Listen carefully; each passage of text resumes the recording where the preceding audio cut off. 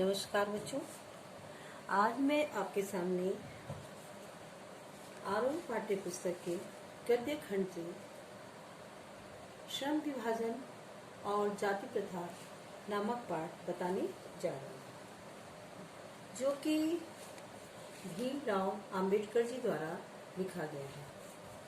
भीमराव अंबेडकर जी ने इसमें श्रम विभाजन और जाति प्रथा व मेरी कल्पना का आदर्श समाज, इस पर अपना लेख प्रस्तुत किया है। और यह जैसे कि मैंने अपने पिछले भागों में बताया है कि यह लेख उन्होंने किसी सम्मेलन में वर्ष 1936 के अध्यक्षीय भाषण के रूप में प्रस्तुत करने के लिए बनाया था, परंतु क्रांतिकारी दृष्टि से आयोजकों की पूर्ण सहमति नहीं बन सकी और जिसके कारण सम्मेलन स्थगित हो गया और यह भाषण पढ़ा नहीं गया। बाद में अंबेडकर जी ने इसे स्वतंत्र पुस्तिका के रूप में छपवाया। उक्त पुस्तिका के 2 प्रतिनिधि प्रकरण इस पाठ में प्रस्तुत हैं। डॉक्टर भीमराव अंबेडकर सदैव जातिगत भेदभाव का विरोध करते रहे। इसे जड़ से मिटाने की उनकी हार्दिक इच्छा कुछ सीमा तक ही पूरी हुई है। डॉक्टर अंबेडकर के अनुसार समानता, स्वतंत्रता एवं बंधुता ये 3 तत्व आदर्श समाज में अनिवार्यता होने चाहिए। उन्होंने अपने इस लेख में बताया कि श्रम विभाजन जाति प्रथा पर आधारित नहीं होना चाहिए। इसमें कार्य के प्रति अरुचि पैदा होकर बेरोजगारी और भुखमरी फैलती है। भारत की जाति प्रथा एक वर्ग को दूसरे वर्ग से ऊंचा नीचा सिद्ध करती है। व्यक्ति को अपनी कार्य कुशलता, क्षमता व रुचि के आधार पर अपना व्यवसाय चुनने का अधिकार होना चाहिए।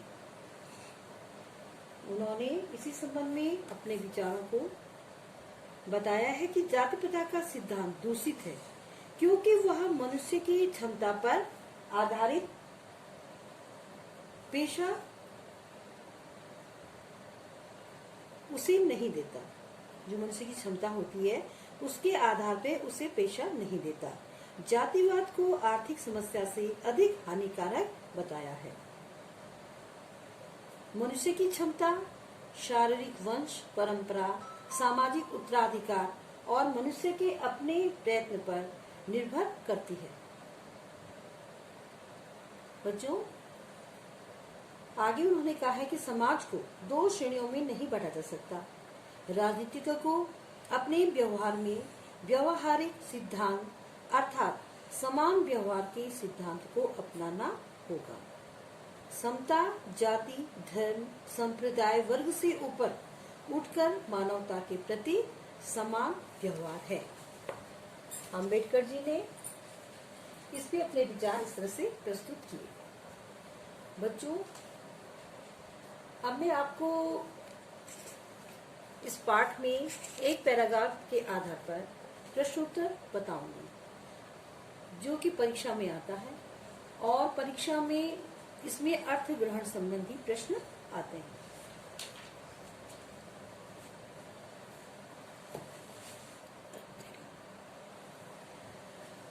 पैराग्राफ दिया जाता है और उसमें अर्थ ग्रहण संबंधी प्रश्न पूछे जाते हैं। पैराग्राफ मैं बता रही हूँ, उसके बाद उसमें से मैं कुछ प्रश्न दूंगी।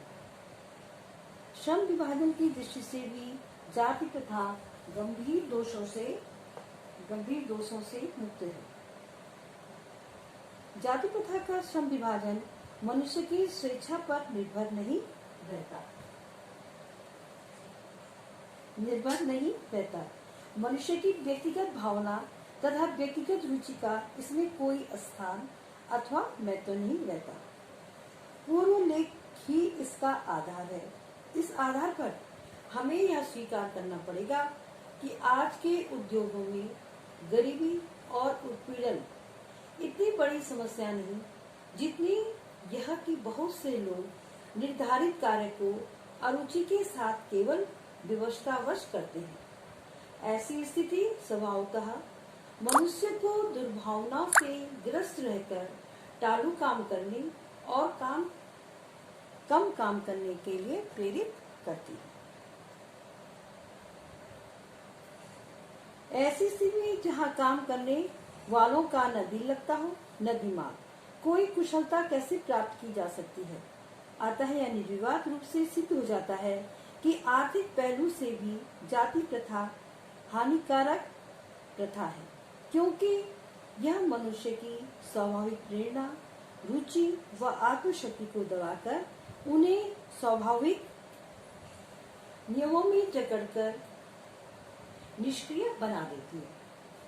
बच्चों, इसमें इस तरह से प्रश्न आ सकते हैं कि जाति प्रथा में श्रम विभाजन की दृष्टि से कौन सा गंभीर दोष है।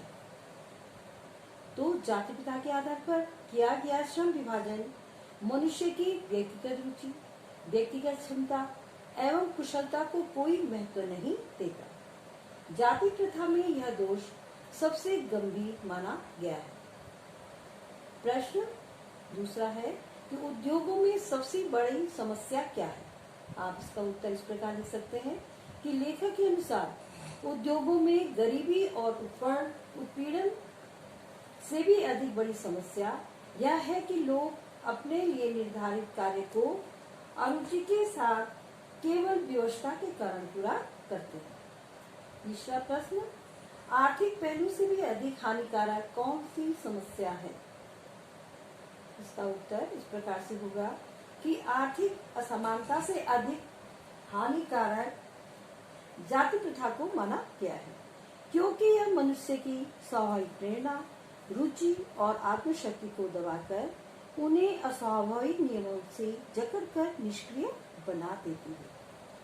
बच्चों, इस तरह से पूरे पाठ में छोटे छोटे पैराग्राफ और उन पैराग्राफ से संबंधित ही प्रश्न परीक्षा में पूछे जाते हैं, जिसका उत्तर आपको इस तरह से लिखना होता है। अब मैं अपना पाठ समाप्त कर रही हूँ।